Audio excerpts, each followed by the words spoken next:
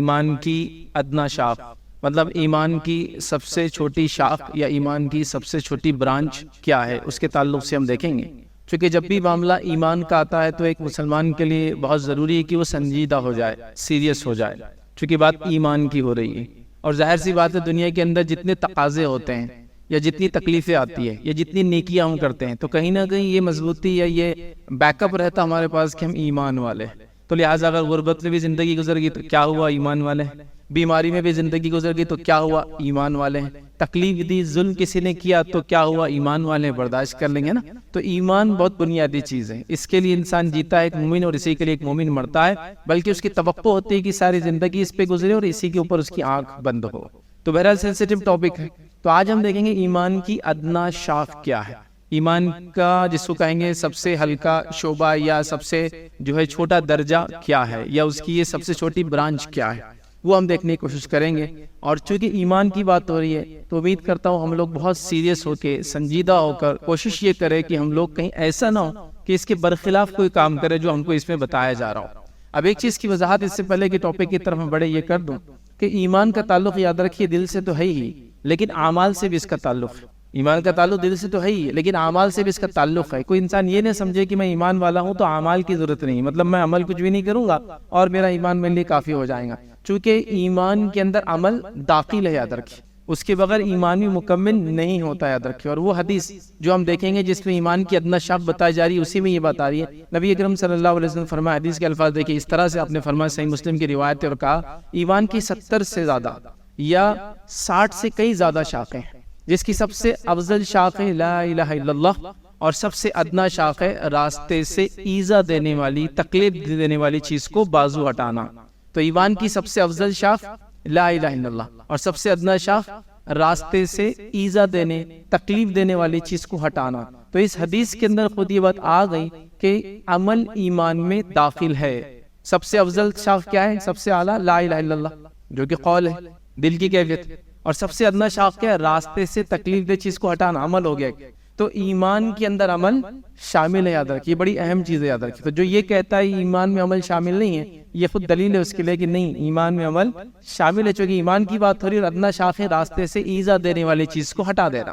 تو لہٰذا اس چیز پر ہم غور کریں۔ تو ایک مسلمان ہونے کے ناطے یاد رکھیے ہم لوگوں کو بہت سنجیدہ ہونا ہے، اور اس حدیث کے تحت جو ادنا شاخ بتائی جا رہی ہے وہ راستے سے ایذا دینے والی چیز کو ہٹا دینا، اس معاملے میں بہت محتاط اور ہم بہت جو ہے سنجیدہ رہیں۔ لیکن ایک بات جو کامنلی دیکھی جاتی ہے، اللہ تعالی ہم پر رحم کرے، ہم لوگ راستے سے ایذا دینے والی، تکلیف دینے والی چیز ہٹانے والوں میں شامل نہیں ہوتے ہیں، یا ان میں ہمارا شمار نہیں ہوتا ہے، بلکہ راستے میں تکلیف دینے کے لیے ساری پلاننگز ہماری پہلے سے ہوتی ہے کہ کیسے لوگوں کو تکلیف دی جائے، چاہے وہ سوچ سمجھ کے ہو چاہے انجانے میں ہو۔ یہ بالکل کامن ہے۔ راستے سے ایذا دینے والی چیز کو ہٹانا، راستے کو صاف رکھنا، راستے کو کھلا رکھنا، راستے میں جسمانی اور ذہنی، یہ بھی مراد ہے، جسمانی اور ذہنی ایذا دینے والی چیزوں کو نہیں رکھنا چاہیے، چونکہ ایذا کے اندر جسمانی ایذا بھی شامل ہے اور ایذا کے اندر ذہنی ایذا بھی شامل ہے۔ جیسا بدبو کو بھی ایذا کہا جاتا ہے، ایذا دینے والی چیز، کیونکہ اسے تکلیف ہوتی ہے بدبو سے۔ ہر وہ چیز جس سے جسمانی اور ذہنی تکلیف ہوتی ہے وہ راستے سے ہٹانا ہے۔ لیکن ہم لوگوں کا حال یہ، اللہ رحم کرے، کہ ہم لوگوں کی راستے میں روکنے کی پلاننگز ہوتی ہے۔ جیسا اگر میں گھر بناؤں تو گھر بناتے وقت ہی میں سوچ لیتا ہوں کہ میرے کتنے فٹ سیڑھیاں باہر نکالوں گا، حالانکہ یہ راستہ ہے، یہ راستہ ہے۔ ہاں اگر آپ کا پلاٹ ہے، آپ کو اجازت ہے، وہ تو ایک الگ بات ہے، لیکن وہ راستہ ہے۔ لیکن میں پلان کرتا ہوں کہ میں راستے پہ 3 سیڑھیاں 4 سیڑھیاں کیسے نکال سکتا ہوں، اس کا پلان کروں۔ میرا سلوپ راستے پہ کیسا نکل سکتا ہے، راستے پہ میں دکان کا ایکسٹینشن کیسے کروں، فٹ پاتھ کو میں گھر کے اندر کا حصہ کیسے بنا لوں، اپنے سمجھ رہا گھر بار کے دن بھر کے کام کاج کو گھر سے باہر نکل کے کیسے کروں۔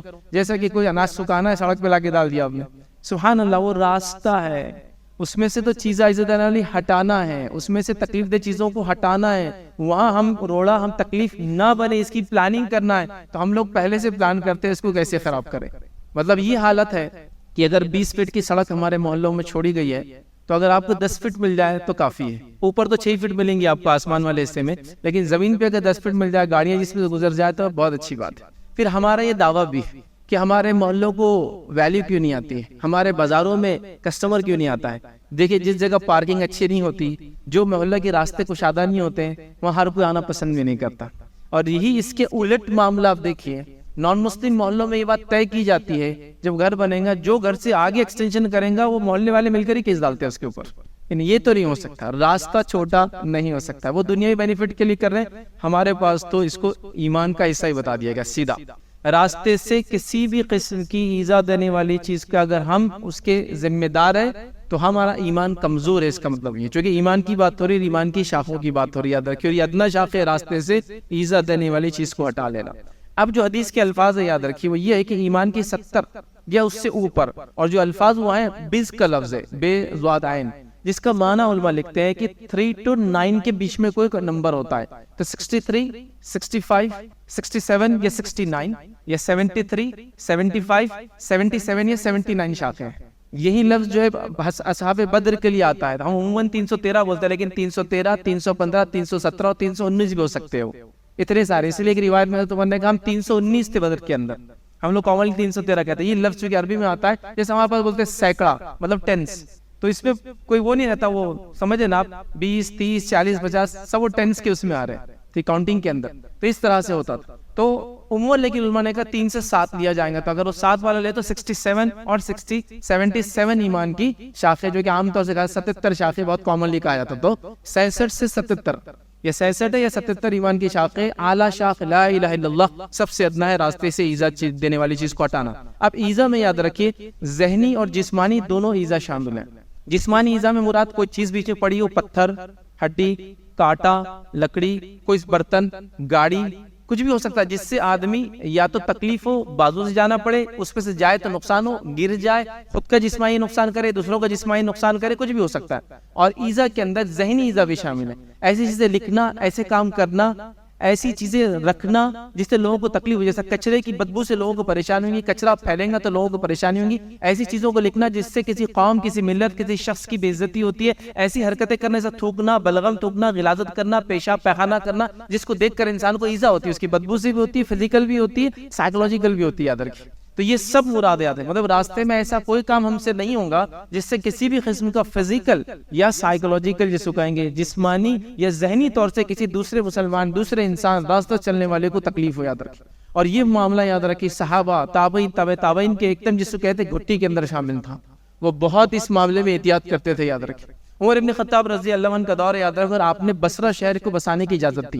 یہ ایک چھاونی ہوا کرتی تھی. پھر آپ نے اجازت دی، اور اجازت یہ ملی تھی کہ صرف لکڑی کے گھر بنائے جائیں گے، سٹون پتھر وغیرہ کے پکے گھر نہیں بنیں گے، چونکہ چھاونی ہے تو ٹیمپرری رہے. تو جب اجازت دی آپ نے بصرہ شہر بسانے کی، یاد رکھیے ایک چھاونی ہوا کرتا تھا عراق میں، تو آپ نے یہ حکم دیا کہ جو اس کی شہرائیں ہوں گی، جو سٹی کے اندر داخل ہوں گی، وہ 200 فٹ کی ہوں گی. وہ جو اس زمانے کے جو کیلکولیشن تھے اس کا میں اپروکسیمیٹ آپ کو ویلیو بتا رہا ہوں کیلکولیٹ کر کے آج کے دور میں. مطلب یہ ہمارے ایکسپریس وے کا سائز ہے. تو جو شہرائیں اندر آئیں گی 200 فٹ کی ہوں گی. جو اندر آ کے بڑی سڑکیں ہوں گی 100 فٹ کی ہوں گی. گلی کے اندر جو سڑکیں ہوں گی 50 فٹ کی ہوں گی، چونکہ دونوں طرف اونٹ بیٹھ سکتے تھے نا، تو اونٹ بڑے ہوتے جانور ہوتا ہے، تو 10 فٹ تقریباً گھیر لیتے ہو، تو کم از کم 30 فٹ کا روڈ ہمیشہ خالی رہے گا. تو آپ نے اجازت، تو سب سے انٹرنل روڈ میں جو 50 فٹس کے ہوا کرتے تھے. یہ آپ کی ٹاؤن پلاننگ ہے حضرت عمر کی 14.5 سال پرانی. یاد رکھیں. پڑھنا ہے تو آپ کی سیرت پڑھے، پورے ویلیوز تک اس کے اندر. اس کو پراسنگ بولتے تھے. یہ فارسی کا لفظ ہے. جو کیلکولیشن ہوتا تھا، کاؤنٹنگ تھے، میجرمنٹ تھے، ماپنے. میں نے اس کو رفلی اسٹیمیٹ کیا 200 فٹ ہوتا ہے جو سب سے بڑی ہائی وے، اور اندر کا 50 فٹ کا روڈ ہے. اگر دونوں طرف اونٹ بھی بڑھ جائے تو بیچ میں اور 30 فٹ کی جگہ باقی رہتی ہے. تو یہ آپ نے اجازت دی تھی. چونکہ راستے کی تکلیف ہم نہیں بن سکتے، راستہ بلاک کرنے والے ہم نہیں ہو سکتے، چونکہ ہمارے ایمان کا یہ حصہ ہے. اب آئیے نبی اکرم صلی اللہ علیہ وسلم نے اس کے بارے میں کیا فرمایا. راستے سے ایذا دینے والی چیز ہٹانا صدقہ ہے. پہلی چیز ہم دیکھیں گے اور پھر آگے کی طرف بڑھیں گے. نبی اکرم صلی اللہ علیہ وسلم نے فرمایا، صحیح بخاری کی روایت ہے، ابو ہریرہ اس کے راوی حدیث کے فرماتے ہیں، کہتے ہیں کہ اللہ کے رسول صلی اللہ علیہ وسلم نے فرمایا راستے سے ایذا دینے والی چیز کو ہٹانا صدقہ ہے. تو راستے سے آپ کو ایذا دینے والی چیز ہٹاتے صدقہ ہے. آپ کے نام عمل میں ایک نیکی صدقہ کرنے کا اجر لکھ دیا جاتا ہے. کون سا انسان ہے جو صدقہ نہیں کرنا چاہتا؟ اگر پیسہ نہیں ہے تو یہ صدقہ کرو، تو یہ بھی ایک صدقہ ہے. یاد رکھیں. دوسرا یاد رکھیے، یہ جہنم سے نجات، آنکھ سے نجات کا ذریعہ بھی ہے. صرف صدقہ نہیں، آنکھ سے نجات کا ذریعہ ہے. آئیے حدیث کے الفاظ دیکھیے. ابو ہریرہ رضی اللہ عنہ اس کے راوی فرماتے اور کہتے ہیں، اور یہ صحیح بخاری کی روایت ہے، نبی اکرم صلی اللہ علیہ وسلم نے کہا کہ ایک بار ایک شخص جا رہا تھا، اس نے راستے سے ایک کانٹے دار ٹہنی پڑی دیکھی اور اس نے اسے ہٹا دیا. مطلب اس کو بازو کا دیکھی اور اس نے اسے جو اٹھا کر دور پھینک دیا. مطلب وہ راستے سے گزر رہا تھا، ایک ٹہنی دیکھی اور اس نے اس کو اٹھا کر پھینک دیا. اللہ تعالیٰ نے اس کے اس کام کی قدر کی اور اسے بخش دیا. ایک شخص جا رہا تھا، راستے میں ٹہنی دیکھا، اس نے اس کو اٹھایا، بازو پھینک دیا، اللہ تعالیٰ نے اس کے اس کام کی قدر کی اور اسے بخش دیا۔ بخش دیا جانا مطلب یہ جہنم سے نجات دے دی، آگ سے اس کو بری کر دیا۔ کس وجہ سے؟ صرف راستے سے ایک تکلیف دہ چیز کو ہٹانے کی بنیاد۔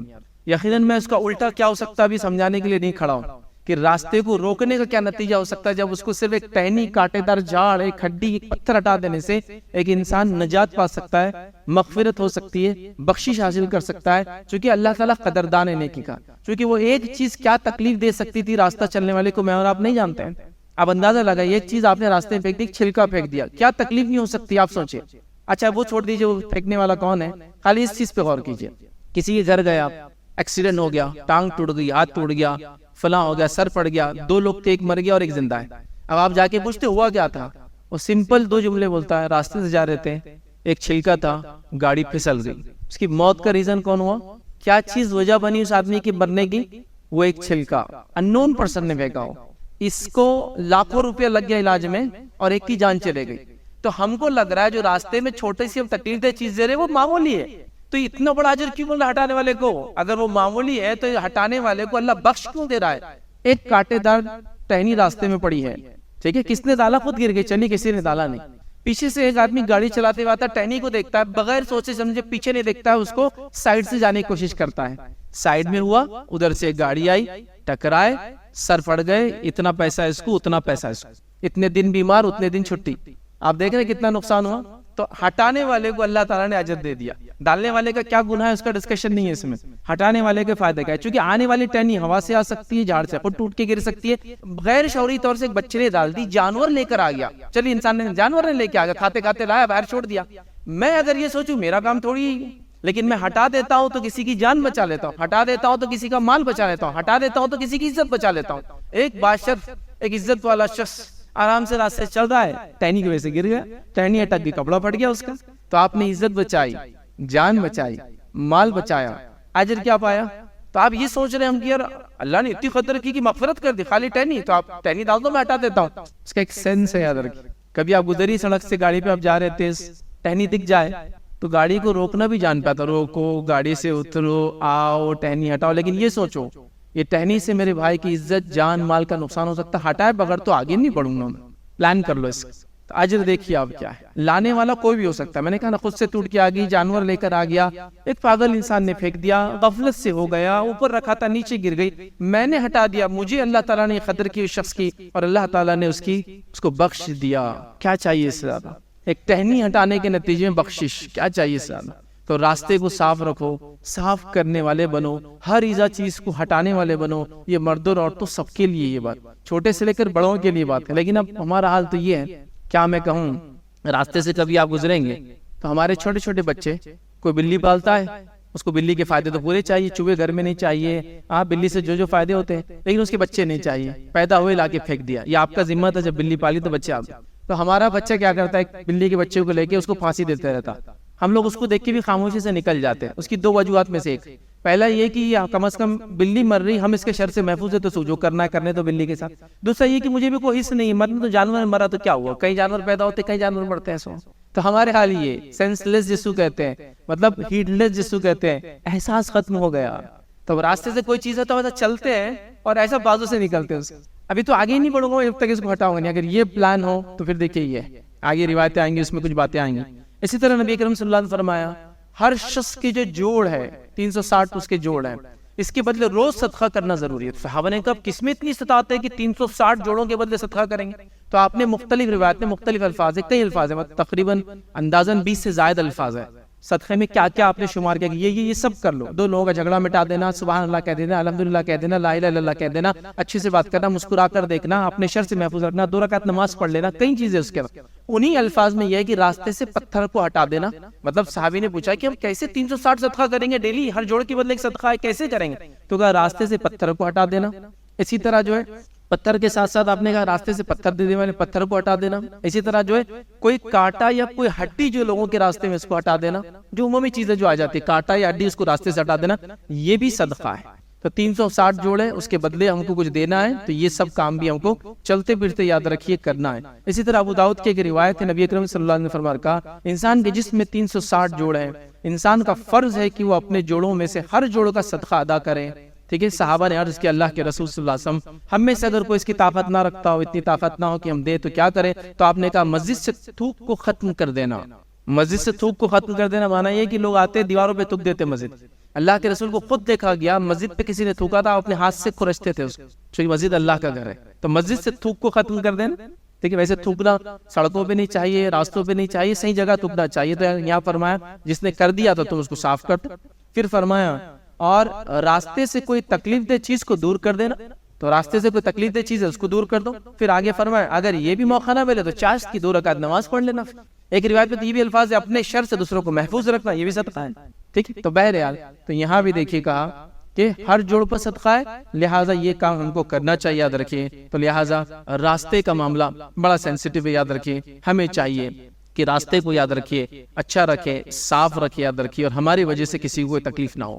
اب راستے سے تکلیف دی چیز کو ہٹانا جنت میں جانے کا سبب بھی ہے، صرف جہنم سے نجات کا سبب نہیں ہے، مغفرت کا سبب نہیں، جنت میں جانے کا سبب بھی ہے۔ انسان جنت میں جائیں گا اس کی وجہ سے۔ وہ کس طرح سے؟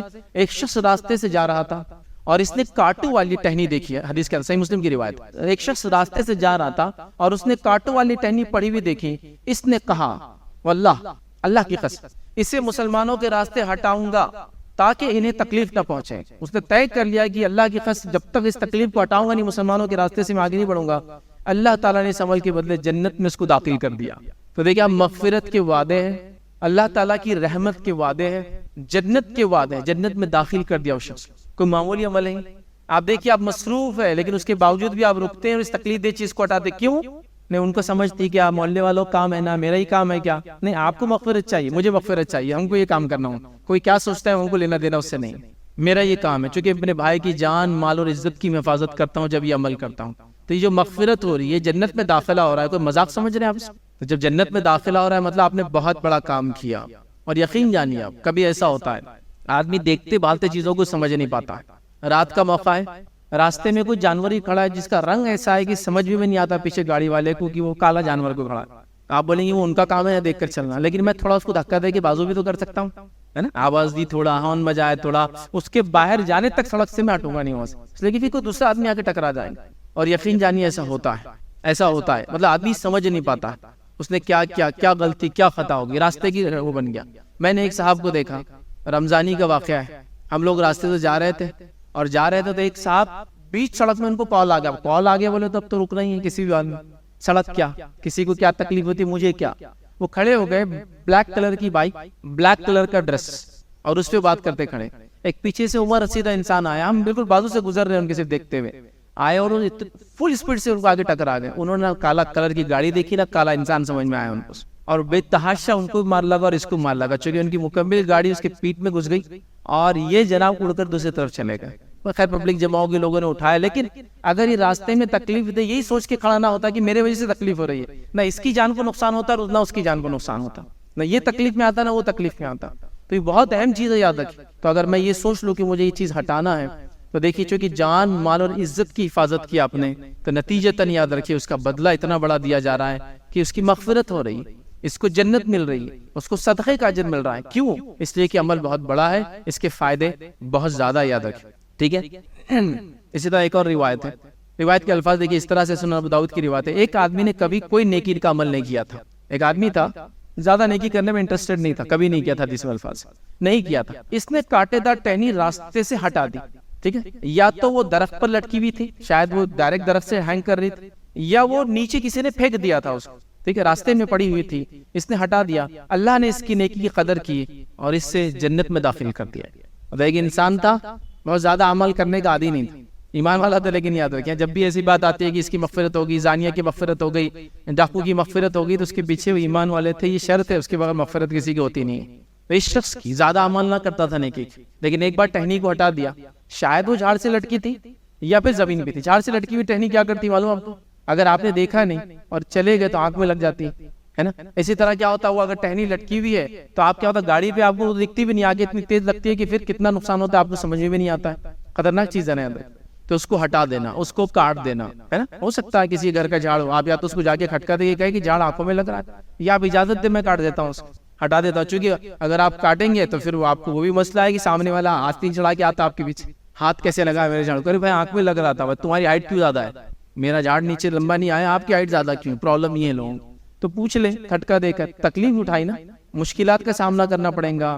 آپ جائیں گے ریکویسٹ کریں گے، وہ ہاں بولیں گا نہ بولیں گا، کتنا سارا اجر بھی اتنا بڑا یاد رکھے. تب یہ تہیہ کر لیں کہ میں راستے میں تکلیف دینے والے لوگوں میں شامل نہیں ہوں. یاد رکھیں کسی بھی حال میں چاہے کچھ بھی ہو جائے، ہم راستے کی تکلیف دینے والے لوگ نہیں بنیں گے، کیونکہ ہمارا دین ہم کی اس کی اجازت نہیں دیتا ہے. ہم وہ لوگ بنے جو راستے سے تکلیف دے چیز کو ہٹائے، مشکلات کو دور کرے، ذہنی اور جسمانی ایذا کو وہاں سے ہٹانے کی ہم کوشش کریں. صحیح مسلم کی روایت ایک صحابی فرماتے ہیں کہ انہوں نے اللہ کے رسول صلی اللہ علیہ وسلم سے ایک بار سوال کیا. کیا سوال کیا؟ سنیے سوال یہ تھا، انہوں نے سوال کیا، معلوم نہیں اللہ کے رسول صلی اللہ علیہ وسلم آپ دنیا سے تشریف لے جائیں اور میں آپ کے بعد بھی زندہ رہ جاؤں.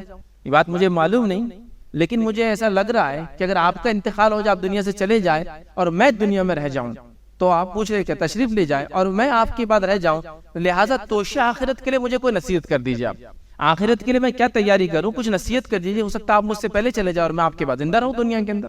تب نبی اکرم صلی اللہ علیہ وسلم سے کیا کہا سنیے، آپ سے فرمایا کہا میں آپ کے بعد بھی جو رہ جاؤں، لہٰذا توشہ آخرت کے لیے مجھے کوئی ایسی چیز بتائیے جس سے اللہ تعالیٰ مجھے نفع پہنچائے، اللہ تعالیٰ مجھے بینیفٹ دے، میرا فائدہ ہو. تو رسول اللہ صلی اللہ علیہ وسلم نے فرمایا ایذا رسا چیزیں مسلمانوں کے راستے سے علیحدہ کر دیا کر.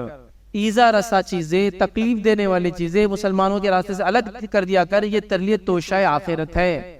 توشہ سمجھتے ہیں؟ جب آدمی کی ٹریول کر کے جاتا ہے تو جو سامان ساتھ لے جاتا ہے کھانے پینے کا، جو اس کو کام آ سکتا ہے سفر میں، اس کو توشہ کہتے ہیں. تو آخرت کا سامان ہے، آخرت کی تیاری میں کہا کہ مسلمانوں کے راستے سے ایذا دینے والے چیزوں کو ہٹا. ابو ہریرہ یہ تیرے لیے توشہ آخرت ہے. اور ہم توشہ آخرت میں کیا جمع کریں؟ دیکھیے راستوں میں تکلیف دینے والے لوگ بن رہے ہیں، تو یہاں اتنی باتیں بتائی جا رہی ہے. تو راستے کا صاف رہنا بے حد ضروری یاد ہے کہ اب راستے اگر صاف نہیں کریں گے تو کیا ہوگا، اس کا الٹ بھی میں کہہ سکتا تھا، مغفرت نہیں ہوں گی، عذاب ملیں گا، وہ سب تو ہے.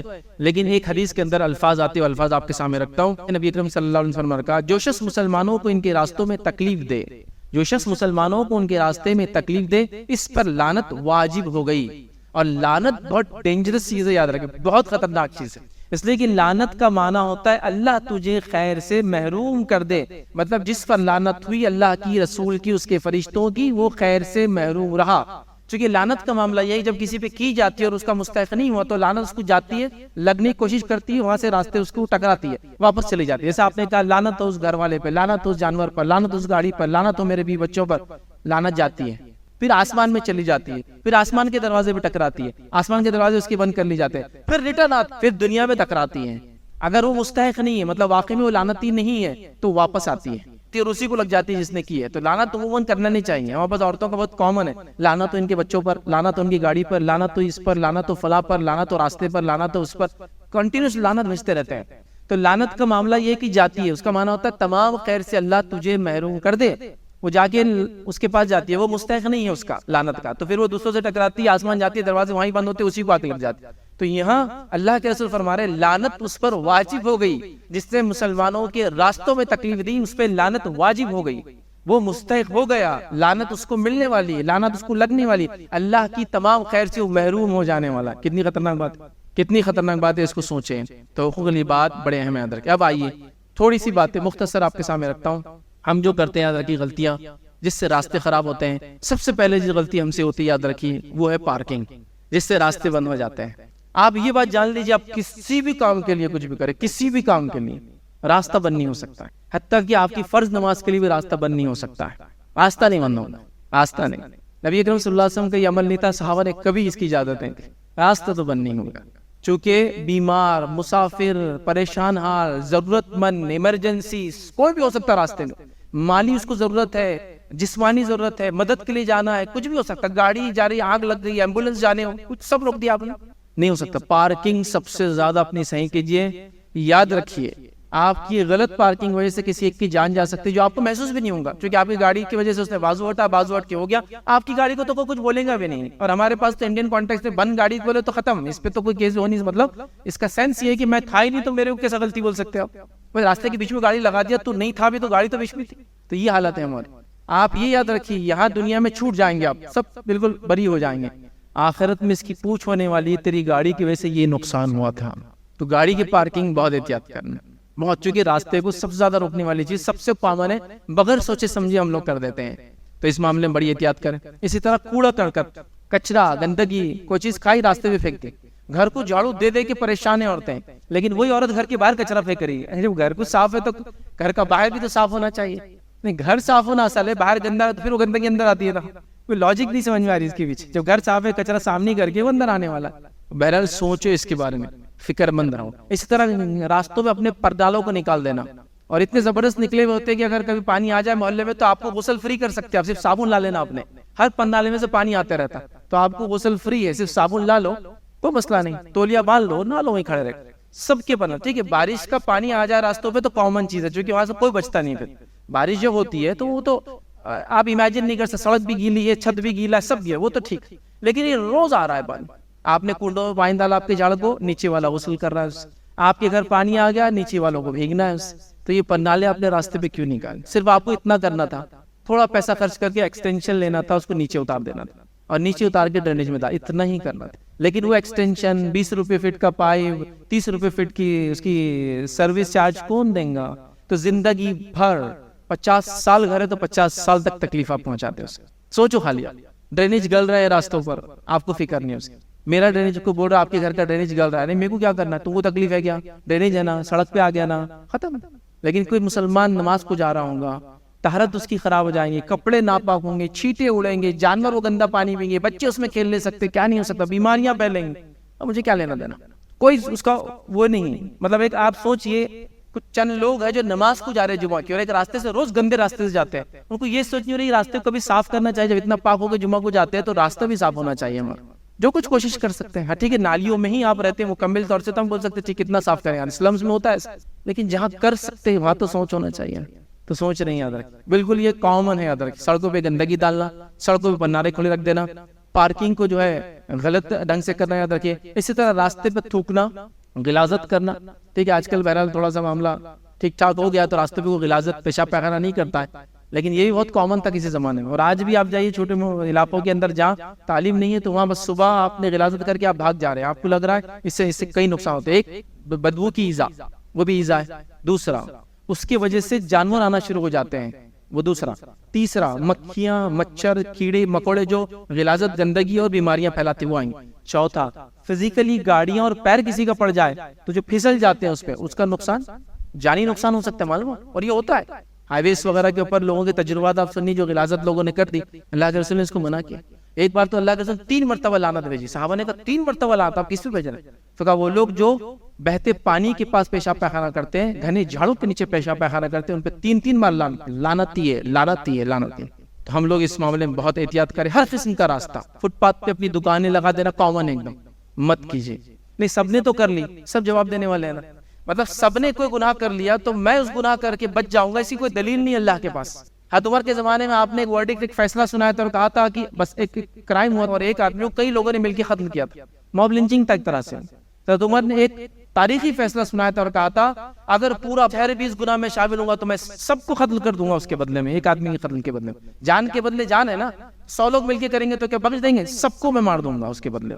تو تاریخی ورڈکٹ ہے یہ. تو یہ آپ کا سوچنا کہ اس نے گناہ کر رہا تو میں بھی کر سکتا ہوں، چونکہ سب کر رہے ہیں تو یہ دلیل نہیں ہے آپ کی بچنے کی اللہ کے پاس کہ اللہ پورا محلہ کرتا تھا تو میں نے کرا تو کیا گناہ کیا. آپ سوچئے راستے میں ایزا.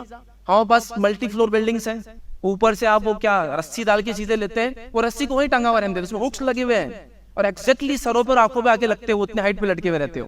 وہ کچرے کے ڈبے اتارنے کے ہو، وہ سبزی اتارنے کے ہو، کسی کو فکر نہیں ہے کہ اس سے آنکھ میں لگ سکتا ہے، گاڑی پہ لگ سکتا ہے، کچھ اس کو پرواہ نہیں ہے. چونکہ ہمارا وہ تھاٹ نہیں ہے کہ اس سے کسی کو نقصان ہوگا، اس کا کوئی فائدہ بھی ہے، اس کا کوئی نقصان بھی ہے مجھے. تو آپ سوچئے یہ سوچ سے آپ اگر کام کرنا شروع کر دینا تو ہر جگہ یاد رکھیں چیزیں پھینک دینا، کچرا پھینک دینا، راستوں کو بند کر دینا، گھروں کو ایکسٹینشن کر کے آگے بڑھا دینا، یاد رکھیے کچرے کو کر دینا، جنازے کے لیے راستے بند کر دینا. ایک آدمی چلا گیا دنیا سے، اب تو گناہ سے آپ ہلکا کرنا چھوڑ کے اس کے نام سے راستے بند کر رہے ہیں. راستہ تو نہیں بند ہو سکتا، موت اور زندگی کا معاملہ چلتے رہیں گا. راستے بند نہیں ہوں گے. شادیوں کے لیے راستے بند کر دینا، ابھی کم ہوتے، شہر بڑے ہو گئے آج کل تھوڑا سا معاملہ اچھا ہے، لیکن یہ اجازت نہیں یاد رکھی. بازاروں کے لیے راستے بند کر دینا. رمضان آیا، شاہراہیں بند کر دی لوگوں نے بازار کے لیے، نہیں ہو سکتا یہ. نہیں بھائی ان کی تجارت ہے، تجارت ہے راستہ بند نہیں ہو سکتا تجارت کے لیے، بات یاد رکھو، موت کے لیے نہیں، زندگی کے لیے نہیں، تجارت کے لیے نہیں ہو سکتا، چونکہ وہاں دواخانے ہوں گے، ضرورت مند لوگ ہوں گے، اس گھر کے لوگ بیمار ہو سکتے ہیں، کبھی آگ لگ جائے تو فائر کہاں سے آئیں گا، فائر بریگیڈ اندر، راستے بند ہے پورے، لیکن کیسے کریں گے آپ کام بتائیے؟ ہم تجارت سوچ رہے ہیں، لیکن یہاں اور جو پہلے سے تجارت کر رہے ہیں ان کی تجارت کا کیا ہوں گا، راستے بند کر دیں گے آپ، تو راستہ بند کرنا ہی سب سے بڑا ایشو ہے ادھر، اور مسلم محلوں میں یہ سب سے آسان کام ہے، آپ سب سے پہلا کر سکتے ہیں راستہ بند کر دو، کچھ بھی ہو تو راستہ بند کر دو، بس پارکنگ کے ذریعے بند کر دو، اعلان کے ذریعے بند کر دو، شادی بیاہ کے نام پہ بند کر دو، بالکل راستہ بند کرنا عام ہو چکا ہے، یاد رکھیے یہ بہت خطرناک چیز ہے، یاد رکھیے، اس لیے کہ راستہ بند کرنا میرے نامال میں نہ جانے کسی کی جان، کسی کا بہت مال اور کسی کی عزت اتارنے کا گناہ لکھا درج کر سکتا ہے، یاد رکھیے، تو لہٰذا ایز اے مسلمان ایک مومن کے ناطے بہت سینسٹیو ہو کہ ہم راستہ بند کرنے والے کبھی نہ بنے، ہم وہ لوگ بنے کہ لوگ یہ کہے کہ اگر یہ راستے بند ہے تو مسلمانوں کے محلوں سے گزرو، یہ راستے بند نہیں کرتے کبھی،